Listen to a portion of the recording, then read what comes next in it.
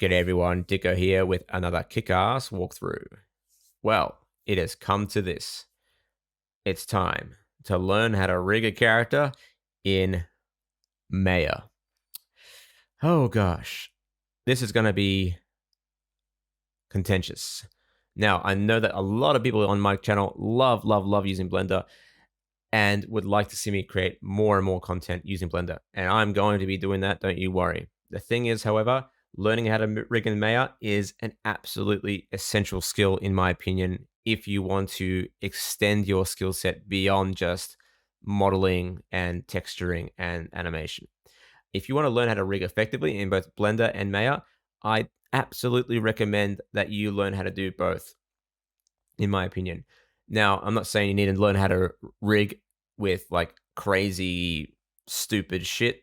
All I'm saying is that if you learn the fundamentals in Maya, they are so useful. All right, I've talked about rigging, I've talked about Maya, I've talked about why it's so important to learn, but we got to start from somewhere, and that somewhere is a mesh. We need to work with something that we can use. Now, I've got you covered, everyone, and I've got you covered 2 times over. You have a choice of downloading both a male character and a female character. This is going to be included for free on my Gumroad. You can download it for free. If you want to show your appreciation, feel free to drop a few dollars at the same time. Otherwise, if you want to really support the channel, feel free to sign up to my Patreon, where you'll get not just these models, but you'll get the working files from the rigging videos. You'll get the ad-free videos as well, and you'll get any of the goodies that come along the way as well. So that may include me texturing these characters. I may actually finish the texturing on these characters, or adding some other stuff to the scene that you can rig. We'll see how we go.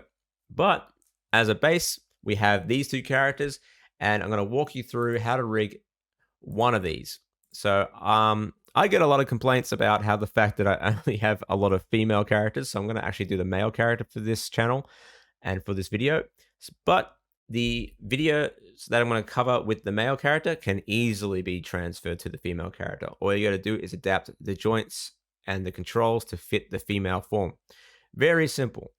So let's jump right in and get started.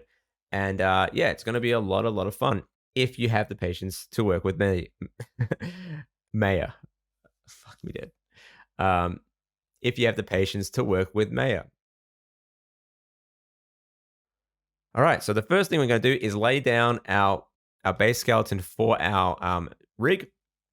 We're going to go ahead and set up the joints that we need to make this thing deform properly.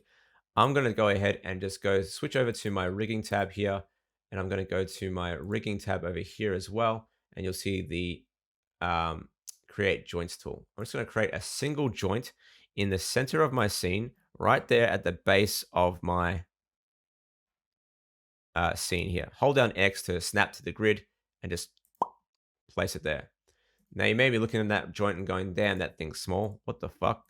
You can change the radius of that joint just by increasing it in the channel box. I'm going to go with about 2. That will be all right, I think. Maybe a bit bigger. Let's go 3. Perfect. All right, cool. So we need to lay out exactly what we're going to do here. So if we go to our front view, we can start to plan this out. So first thing I want to do, just to make things a little easier to see, I want to turn on X-ray joints over here and click on that button. And that means if I place a joint somewhere in the mesh, I can still see it. All right, cool. Let's just put that back to where it was. The next thing I want to do is I want to avoid accidentally clicking this set of meshes. So we can do that pretty easily by selecting the mesh here in the group node here. Go to select hierarchy. So we actually do select everything in that scene there. And then we're going to add it to a group here, a display group. This little button here with a create new layer and assign selected objects. And just go ahead and click that button, rename that as geometry, and then give it a color and push save. All right, the next thing to do is just reference that out so we can't accidentally click it, because we don't want to touch it right now. We just want to use it as a guide. All right, let's move on. All right, cool. So what we're going to do, we're going to work out our skeleton. So the basic layout of our skeleton. We're going to lay that out according to the physicality of the character and basic human anatomy. So we're going to start off by moving this joint up to around where the hips lie, which will be somewhere around here. And that will act as our hip joint. Now, instead of me going ahead and using the joint tool to sort of create a series of joints like this, I am going to actually just duplicate my joint and then reconnect them later. Now, there's a reason why I do that. And the part of the reason is that one, um, it's prone to be you're prone to be making mistakes and you try to undo things, it's a pain in the ass. The other thing is that when you go ahead and create a joint chain, it sort of automatically assumes that you want the joints to have a certain orientation to them. Now, that's good in some cases, but really frustrating in other cases. So I actually prefer to start with just a basic layout and then connect them manually. And you'll understand why in a second. So what I'm going to do is just go ahead, select that joint, push Control D to duplicate, and just place it in the next area of our joint chain, what will be our joint chain in the future. All right, so you may be wondering where the hell to place these joints. Now, it's actually quite simple. Think about the spine, think about how the spine works, where the pivots lie, and how flexible your body is. Now, for the most part, the most flexible part of our body is the midsection of our torso. All right. Anything above the chest is fairly rigid for the most part. So unless you're going for a super cartoony rig, we don't need to have a lot of joints going up the spine. We just really need to have a few joints going along the midsection of our body. Now, to make things a little easier to know exactly where to place things, I would recommend turning on this button here, wireframe unshaded. Click on that button, and that will just allow us to see our mesh relative to where the joints are being placed. So it's a good idea in general to place your joints along the spans of deformation along the body. So what I mean by spans of deformation, I'm talking about these horizontal lines going through the body, because that means that when we go to weight paint this thing, it'll be a lot easier to say to Maya, I want this section to be weighted 100% along this area and have this bone or this joint affect the entire region of this body. All right, next joint will be, I'd say, around here. All right, let's go ahead and duplicate that once more. Up here, I'm going to go for every second span, I reckon. Up the spine, like so. Cool. So now I have 4 joints, 1, 2, 3, and 4. And then I'm going to skip the chest, relatively speaking, and move up to the base of the neck. So I'm going to go ahead and duplicate that joint and just move it up here somewhere. And that will be the bulk of our deformation will come from the chest area there. All right.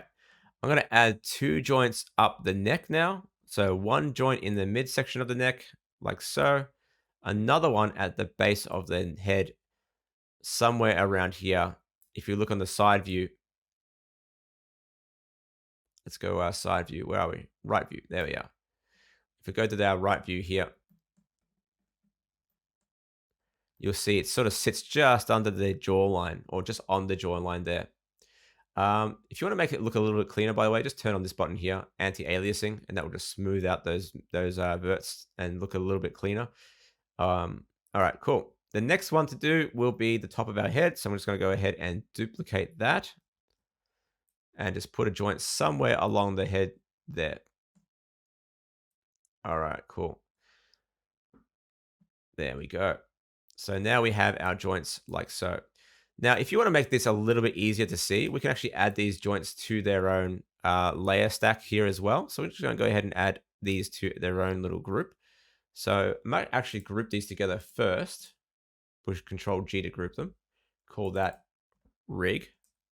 And then I'm going to add that to a new stack and give that a color as well.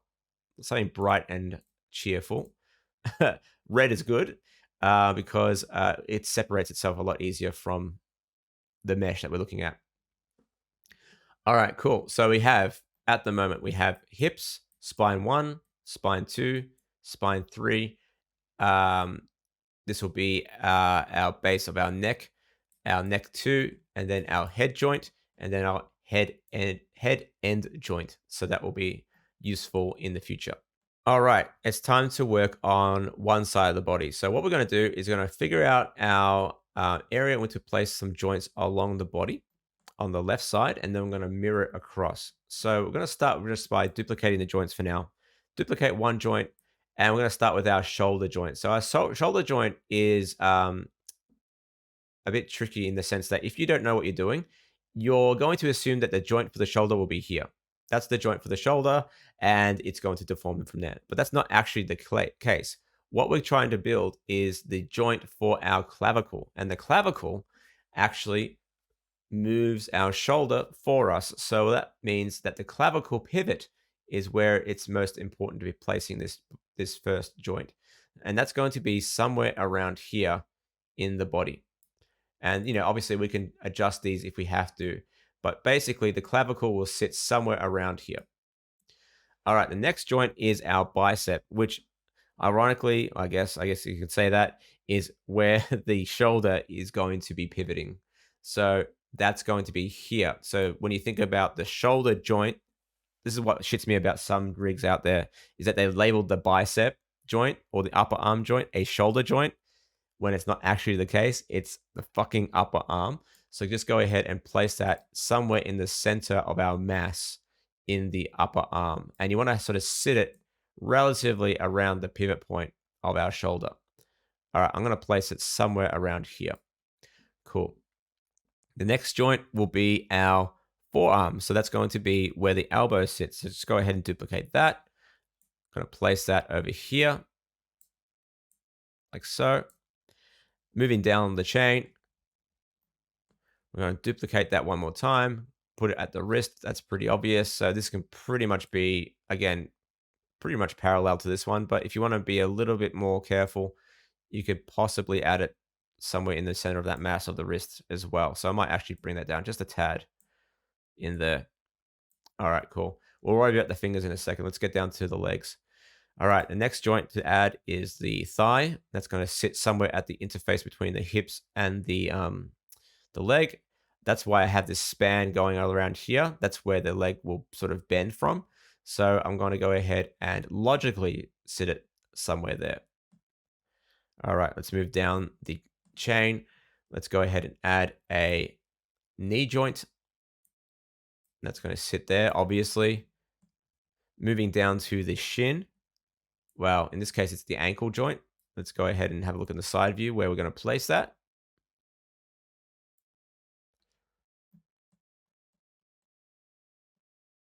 And put it somewhere here.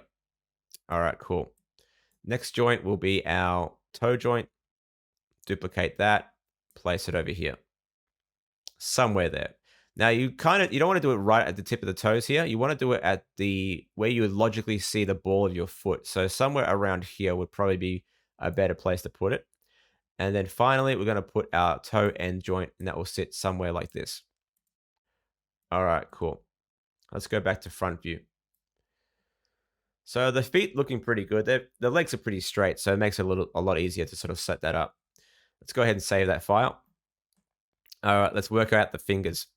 All right, let's go down to, we're going to go to top view now and work out our fingers. As you can see here, the arms aren't completely centered here. So what we're going to do is just quickly tidy that up. Place these where you need them. So at the center of mass, something like that. All right, so the first thing we're going to do is add the metacarpal joints. The metacarpal joints are super important to allow your fingers and your palm to curl around things when they go to select things or grab things. Your palms curl. So that's really, really important. So we're going to go ahead and add those first.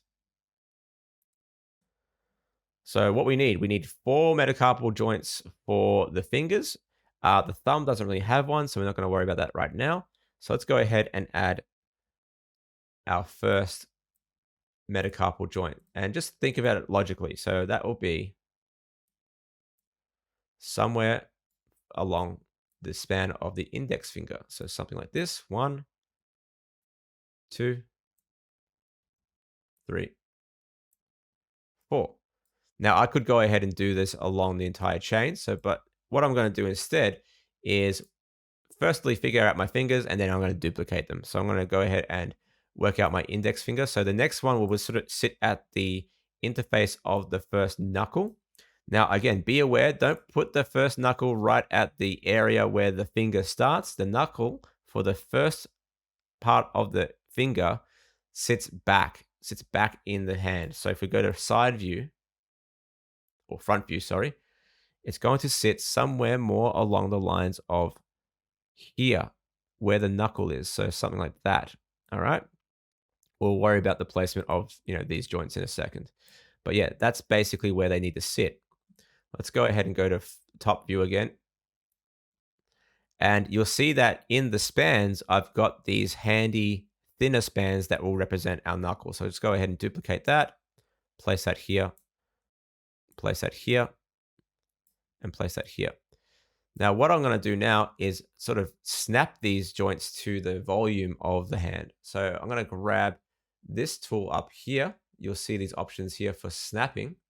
And if you go to snap to projected center, which is basically snap to volume, you will see that we can actually snap it to the volume of our mesh. So if we just move them around a little bit, like so, and if we go to our perspective view, you will see that the joints are now perfectly sort of centered to those fingers.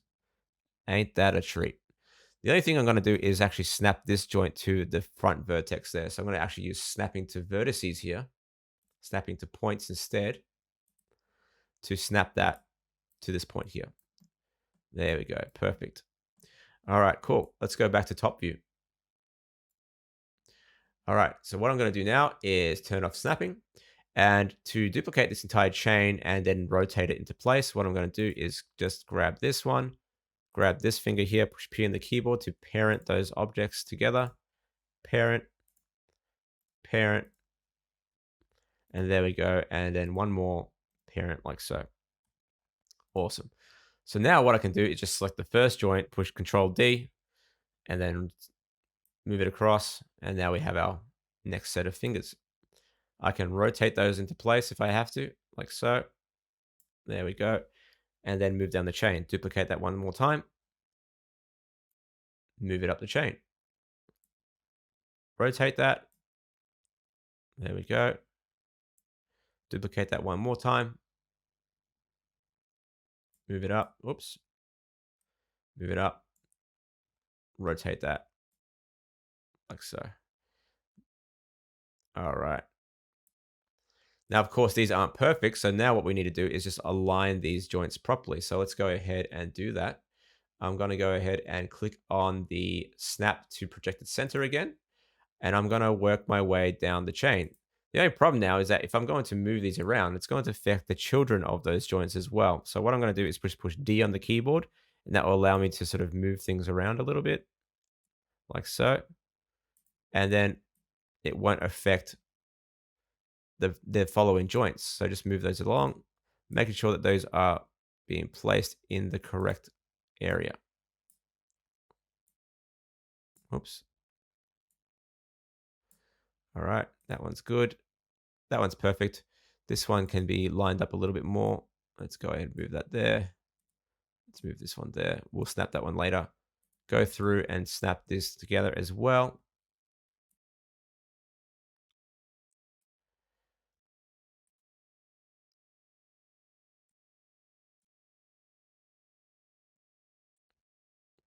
And then move this one into place. All right, let's have a look at what we've done in terms of our damage here. So that's looking pretty good in my opinion. All right. Sweet. They're looking a little bit higher, so we may have to fix that up manually again. So let's just go through and just clean those up a little bit. Now, of course, if you're having trouble seeing exactly what you're doing here, you can always select all the joints, go to your radius, and just bring them down a little bit, and that should affect the visualization of those joints. So just go ahead and knock it down a few, like so. Unfortunately, it doesn't work down the chain, it seems, so it's going to select them individually if I have to.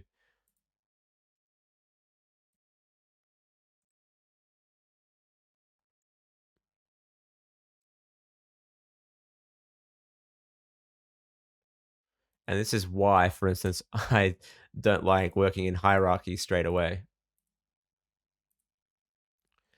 All right, cool. So we can have a look and see how the fingers are looking. They're looking all right.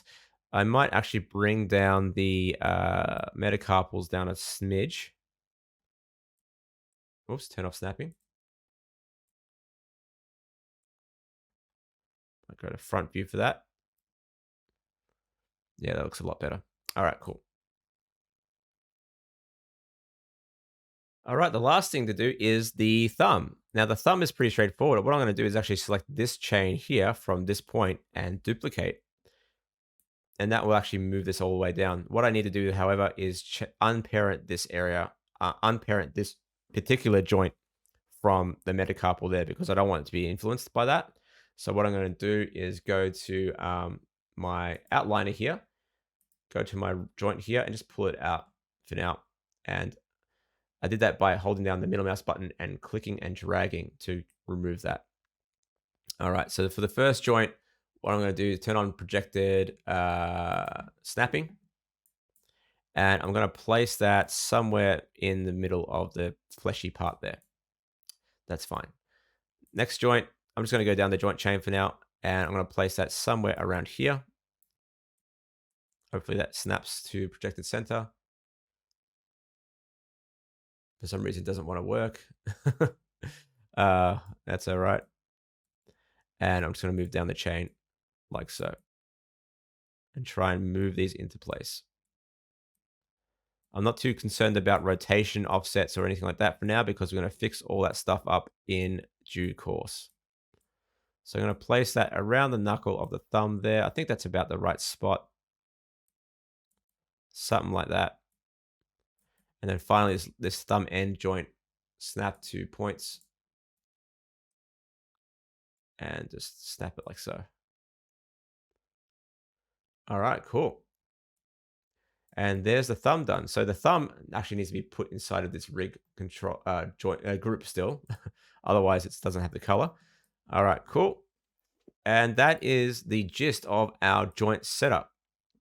Now, the process of parenting everything together goes ahead. So let's go ahead and do that.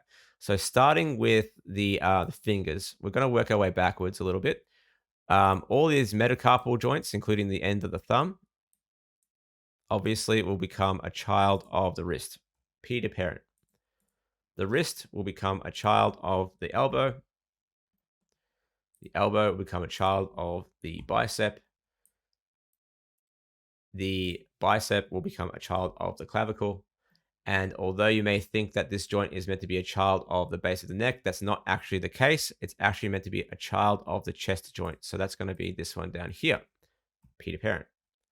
Let's move down the head joint now. Head, end to head, head to neck, neck to neck one, and then neck down to the chest. They join up in the same spot. And then we're going to go down the spine. So spine, in this case, spine 4 or spine 3 would be spine 2, spine 2 to spine 1, spine 1 to the hips, like so. Done. All right, next one to do is the feet. So the toes or toe ends to the toes, and then the toes to the foot to the knee to the thigh, and then the thigh to the hips. Done. Cool. So there's our hierarchy all set up for at least one side of the body. Let's go ahead and now add the proper naming conventions to all of these joints. Now we need to do one more joint though, and this is more to do for those who are interested in exporting this out to a game engine. We need to create a root joint. So let's go ahead and add a root joint at the base here. So we're just going to grab the joint tool and just snap the grid, add the joint to the center of the world, like so. Oops, make sure that it is dead center, no offsets. So make sure that's completely centered. I'm going to increase that radius to 3. And now what we're going to do is place that into our rig group. And then we're going to go ahead and then parent the hip joint to our root joint. So just go ahead and push P on the keyboard like so.